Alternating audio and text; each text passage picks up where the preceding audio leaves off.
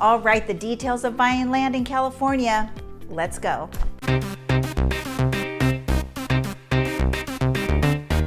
Well, hello there and welcome back to the channel. If this is your first time here, welcome. And if you're back, well, glad to see you. So my name is Verenice. I'm a local real estate broker with eXp Realty here on the Central Coast, California. I grew up here, raised my kids here, and I'm trying to give you as much information as I can as you're researching the area. So if you're looking to know what there is to do to live, work, eat, sleep, and play here on the Central Coast, then you're in the right place. So if you want to reach out to me, I am here for you. You can text, email, whatever you need to do to get a hold of me. I've got your back when you're moving to the Central Coast, California. Okay, so buying land in California, and in particular here in San Luis Obispo, I'm going to give you some things that I think are going to be broad enough, and I'll have some specifics here for San Luis Obispo. Stay to the very end. I've got a little nugget here that's kind of some common sense, but just something to help you out. John and I. Hi there, I'm John Goodell, the Goodell White Real Estate Group of RE/MAX. John lived on a 16-acre ranch. I'm more of a beach girl, but we do a lot of land sales, and we collaborate with a lot of the brokers here. So we hope that this information kind of helps you figure out if you're getting ready to purchase land, or contemplating it or in it, and just need some information to maybe kind of help you out with the process. So the number one thing that you need to investigate and research is water. Obviously, water is important as you are exploring your property, your parcel. So you're either going to be able to connect to the public water system, or you're going to be utilizing a well, right?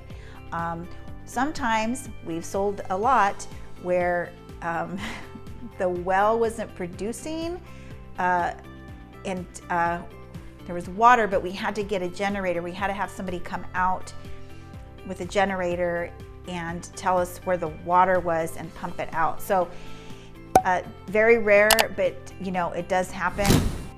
Most of the sales and most of the things that we're involved with, there is either a well or you're going to connect to the system, the public system.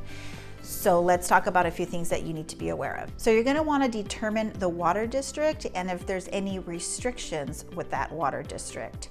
So you're going to have to reach out to them and see what they have going on there, and then is there a waiting list to be able to connect to the water system? Some people could already be ahead in line from you. So what does that look like for you? Okay, so the next thing you're gonna obviously wanna know as you're doing your budget and determining all this is, what is it gonna cost to connect? It can be anywhere from $10,000 to $20,000. And then you need to also find out if it's a private water system, also, what does that cost for that? And what is that process? So the water, that is definitely something that you need to figure out. If you're on a well, is it maintained by one person? Is it a shared well? Is there an agreement for repair? So, there should be something in place. Sometimes it's just the neighbors that have been doing it throughout the years, and the verbal agreement or what has been happening just moves on with the sale. There could be something pretty vague in the preliminary report indicating what that water agreement is, and the neighbors could be handling it a certain way, or there's one person that's in charge and then the neighbor helps. And so that's where you kind of need to be sure and check into that water agreement with the neighbors and what that looks like. All right, so the next thing is you need to figure out your fire protection water. So not only do you need your water for your home that you're building, you need to have additional water if there's to be a fire. So that's another requirement. So you need to get a hold of the fire department. You need to see what the regulations are for that.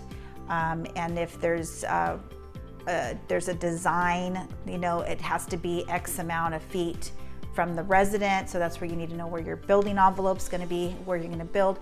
So the other thing is the fire protection water component of your build.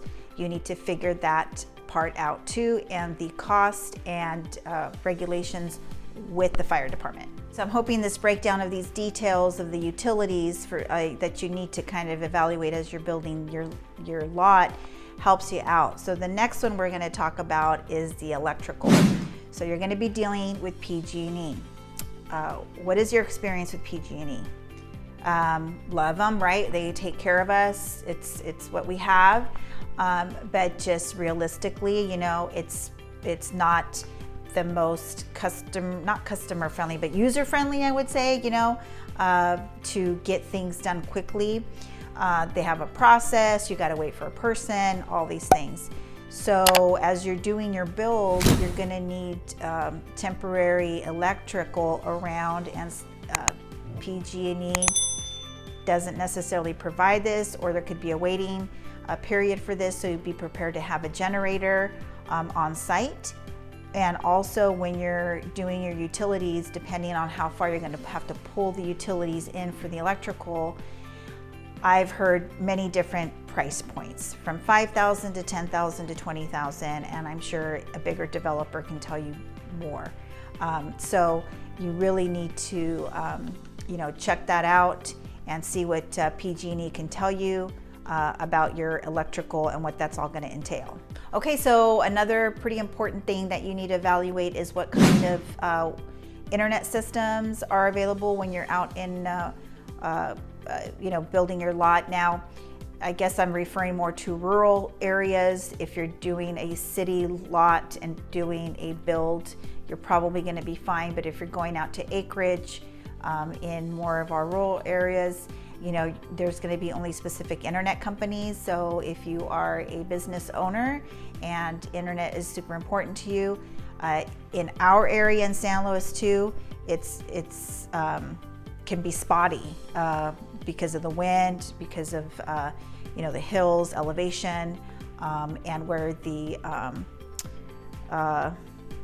towers are. So just know that if that's something that's important to you, be sure to evaluate and get the right information about, you know, your TV, Wi-Fi capabilities and availability where you're looking into. All right, so it would be great news that you could get natural gas. Gas obviously is important. So if you cannot access gas, if you're out in a rural property, you know, with acreage, then you're going to have to use propane. So get to know propane.